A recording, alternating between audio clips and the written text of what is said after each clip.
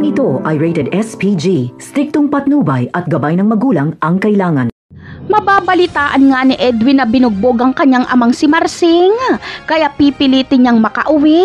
Sa pagkakataong ito ay mag-isa na lang siya at hindi niya na isasama ang kanyang mga kaibigan para walang makahalata.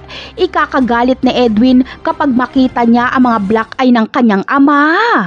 Dito ay mapag-aalaman ni Edwin na si Severino ang gumawa nun sa kanyang ama, ngunit patay na si Severino. Kaya mapagtatanto ni Edwin na si David ang pumatay nun kay Severino. Matatakot si Edwin dahil malalaman niyang siya ang pinagbibintangan ng mga pulis at malamang ay siya din ang pagbibintangan ni Ramon. Kaya naman magsasalita si Edwin kay Ramon. Tatawagan niya ang bayaw niyang si Alberto at sasabihin niyang si David umano ang pumatay kay Severino. Magtatanong naman si Ramon kung sino ang David na ito. Kaya sasabihin ni Edwin na anak ito ng pulis na si Rigor Dimagi ba? Ikakagulat ni Ramon ang kanyang malalaman, pero hihingian niya ng katibayan si Edwin kung nagsasabi ba ito ng totoo, kaya magpapakita siya dito.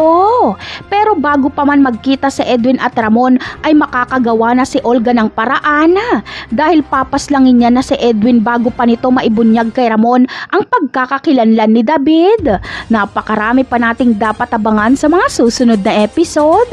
Paalam!